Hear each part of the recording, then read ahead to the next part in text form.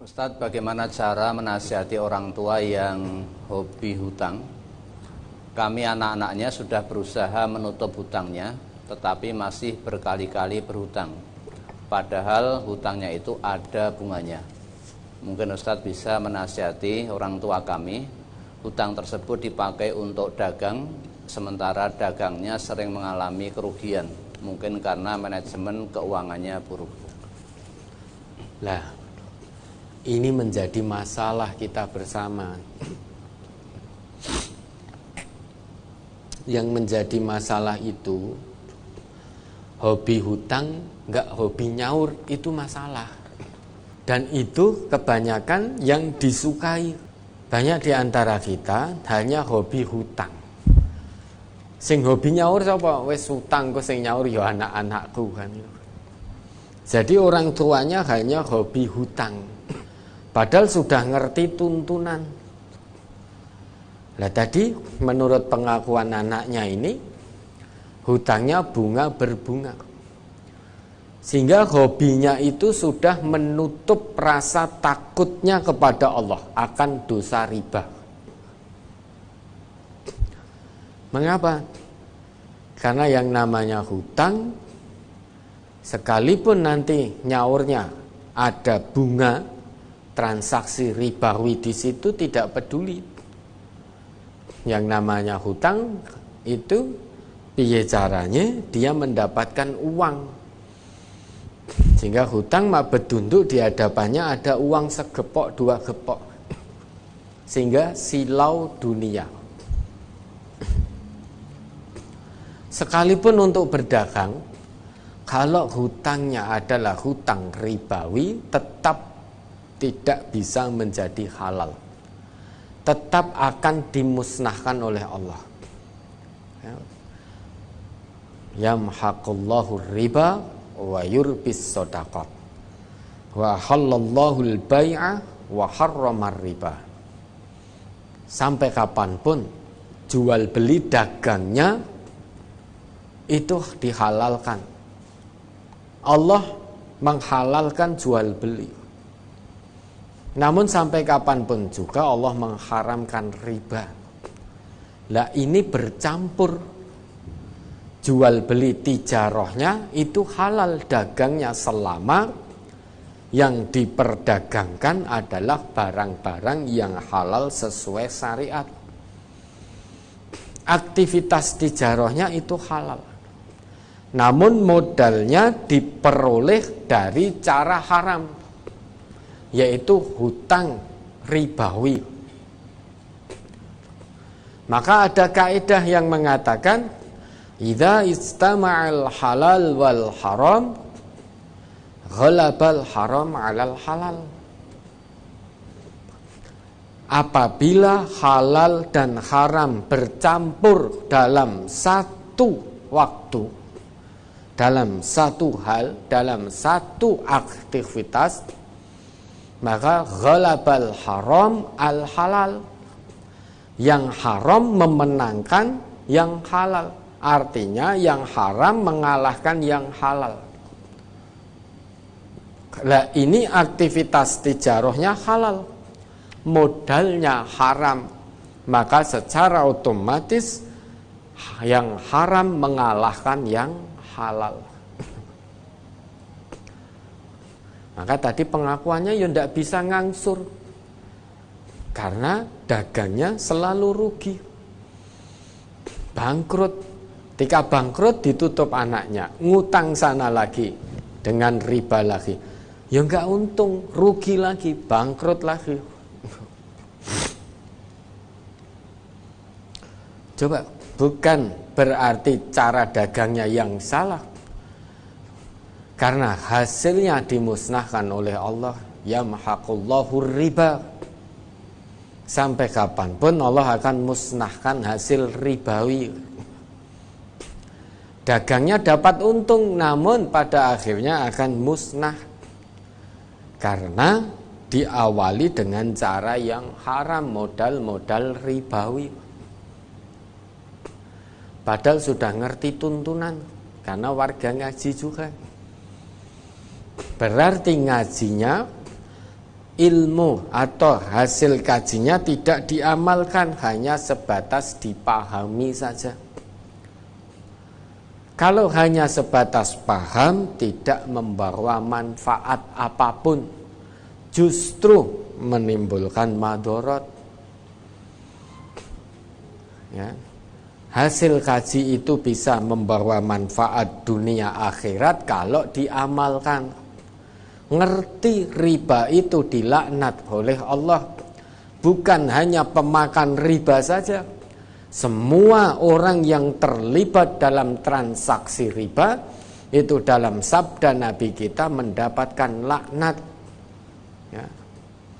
Mendapatkan laknat, baik pemakannya maupun yang memberi makan riba, maupun pencatatnya, maupun saksinya. Itu semuanya mendapatkan laknat. Baik yang berhutang, yang memberikan hutang, yang mencatat hutangnya, yang menyaksikan hutangnya. Itu semuanya mendapatkan laknat. Kalau mendapat laknat, maka tidak selamat dunia akhirat. Hatinya tidak tenang. Di dunia selalu gelisah. Hatinya selalu gelisah, selalu khawatir, tidak tenang. Nah, nanti di akhirat lebih-lebih azab Allah begitu pedih dan selamanya di neraka. Nah, maka kita ngaji ini bukan hanya sebatas dipahami. Kalau hanya sebatas paham berarti itu hanya berhenti di otak, tidak turun ke hati nurani kita. Sehingga otak kita Quran, hati kita masih setan, na'udzubillah. Makanya banyak ayat, banyak hadis yang menyebut tentang hati, qalbun. Salah satunya ayat Allah yang sering kita dengar dalam Quran surah Al-Hajj surah 22 ayat 46. Afalam yasiru fil ardi fatakuna lahum qulubu ya'qiluna biha au adhanu yasma'una biha fa innaha la ta'mal absar walakin ta'mal qulubul lati fis sudur. Coba diingat kembali. Surat Al-Hajj nomor surat 22 ayat 46.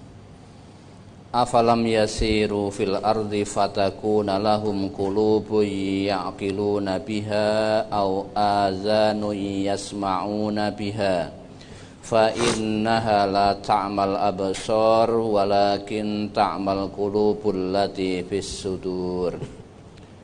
Maka apakah mereka tidak berjalan di muka bumi, lalu mereka mempunyai hati yang dengan itu mereka dapat memahami, atau mempunyai telinga yang dengan itu mereka dapat mendengar. Karena sesungguhnya bukanlah mata itu yang buta, tetapi yang buta ialah hati yang di dalam dada. Ya. Kalau menurut ayat ini, selama ini ternyata kita kurang pas.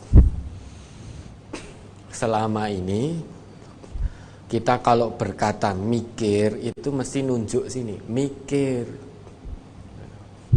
Padahal kalau menurut ayat ini, yang namanya kita bisa berpikir benar itu berasal muaranya dari qalbun dulu. Pikiran kita baru bisa benar, baru bisa lurus, akal kita baru bisa sehat kalau qalbun kita sehat. Qalbun salim menghasilkan aklun salim. Hati nurani yang jernih, yang lurus, yang sehat akan melahirkan akal, pola berpikir yang sehat. Qalbun salim melahirkan aklun salim, melahirkan akal yang salim. Qalbun salim melahirkan fikrun salim. Maka sebelum akal kita berpikir secara benar, otak kita berpikir secara benar, dia mendapatkan stimulus dari hati dulu, dari qalbun dulu. Baru setelah itu ditangkap oleh otak kita, baru sebarkan ke seluruh tubuh. Namun yang pertama kali memberikan stimulus adalah nurani kita. Coba nanti bisa diteliti itu. Nah, menurut ayat ini, tidakkah mengapa mereka tidak mau berjalan di muka bumi ini? Fatakuna lahum qulubu ya'qiluna biha. Qalbun dulu baru aklun. Hati dulu baru akal. Jangan dibalik. Jangan dibalik, akal dulu baru hati. Kalau akal dulu baru hati, kita tidak akan selamat. Berapa banyak orang yang berakal namun hatinya keji. Sehingga berakal punya ilmu, hatinya keji, sehingga menimpakan madharat. Lah saat ini yang juga terjadi madharat kemanusiaan. Orang pinter bisa menciptakan virus secara akal, otaknya pinter, namun hatinya keji, sehingga menimpakan madharat bencana kemanusiaan dengan ilmu yang ada pada dirinya. Itu kalau kita balik akal baru qalbun. Namun kalau kita qalbun dulu baru aklun, niscaya hati kita jernih, akhlak kita mulia, ilmu yang kita punya melalui akal kita dapatkan, maka ilmu yang kita punya akan tetap lurus di jalan Allah, bermanfaat di jalan Allah. Seorang dokter, dia akan menjadi dokter yang berakhlakul karimah. Dia tidak akan mengobati hanya pasien yang memang berduit saja. Sedangkan yang tidak punya duit, betul-betul fakir miskin, dia tidak mau obati. Kalau itu ada dokter muslim semacam itu, berarti itu baru dokter yang hanya sebatas mengandalkan akal. Qalbunnya belum berfungsi. Padahal perintah Allah itu, kita harus menjadi pribadi yang gemar berinfak, bersedekah, salah satunya kepada fakir miskin. Nah, maka kalau qalbun kita berfungsi, maka kita bisa paham, akal kita pun paham. Namun kalau qalbun kita menyimpang, tidak bisa berfungsi, maka akal kita juga tidak jernih, tidak selamat akal kita.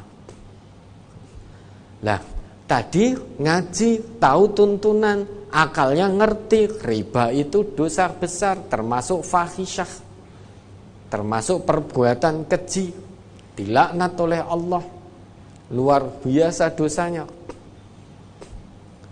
Namun karena baru sebatas di akal, tergiur dengan uang, sudah dia tidak acuh tak acuh lagi, tidak menggubris, tidak peduli dosa riba. Allah, sing penting saat ini di hadapanku ada uang, perkara dosa urusan keri. Karena bagi orang yang kolbunnya tidak berjalan, tidak berfungsi, mata hatinya buta, dia akan melihat bahwa dunia ini nyata, akhirat, pahala, dosa itu hanya cerita. Itu bagi orang yang kolbunnya tidak berfungsi, yang kolbunnya, mata hatinya buta. Dia melihat bahwa yang nyata ya dunia ini. Sedangkan akhirat, surga, neraka, pahala, dosa, siksa, kenikmatan itu hanya cerita. Namun bagi orang yang kolbunya berfungsi, mata hatinya tajam, melihat kebenaran ini dengan tajam, dia akan paham. Dia akan melihat bahwa akhirat nyata, dunia hanya cerita. Nah, orang-orang yang hatinya tidak berfungsi, kelak ketika di hadapan Allah dia akan menyesal. Karena dia akan mendapati bahwa akhirat, surga, neraka adalah nyata. Dunia tinggal cerita. Dan cerita itu tidak bisa diulang kembali.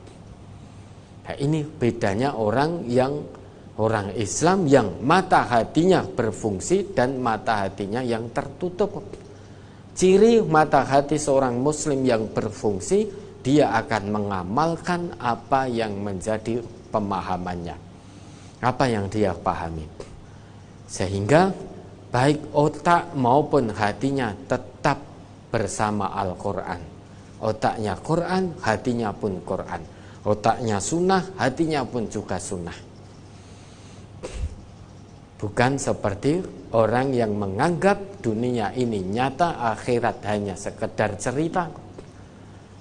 Bisa jadi otaknya Quran, hatinya setan karena tidak mau mengamalkan.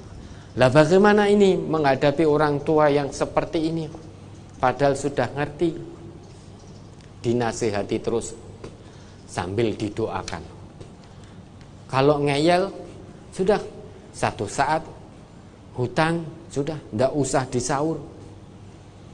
Karena tidak hanya sekali, 2 kali, 3 kali, 4 kali. Mbok itu mau terus berhutang untuk dagang, sudah sesuai dengan ketetapan Allah, dagangnya akan bangkrut karena dimusnahkan oleh Allah. Itu konsekuensi bagi orang yang sudah paham. Mungkin dia akan mengatakan, loh itu orang kafir itu nggak sholat, nggak ini, hasil modal dagangnya juga bayar riba. Loh, jangan meri dengan orang kafir, mereka memang tidak terkena tuntunan-tuntunan dalam Al-Quran dan Sunnah. Nidom dalam Quran dan Sunnah hanya berlaku bagi orang Islam, tidak berlaku bagi orang kafir. Orang kafir dunianya diberikan oleh Allah, namun akhiratnya dia tidak mendapatkan apapun, dalam arti begitu dia meninggal tempatnya sudah bisa dipastikan, yaitu neraka jahanam kekal selama-lamanya. Tidak ada hisab bagi orang kafir, langsung diseret sudah masuk neraka jahanam.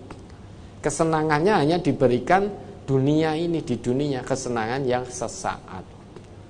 Nah, kita sebagai hamba Allah yang beriman harus terikat dengan nidom ini, aturan Allah yang ada dalam Quran maupun yang ada dalam sunnah-sunnah Rasulnya, kalau kita ingin selamat dunia dan akhirat. Ya, mudah-mudahan bisa dipahami.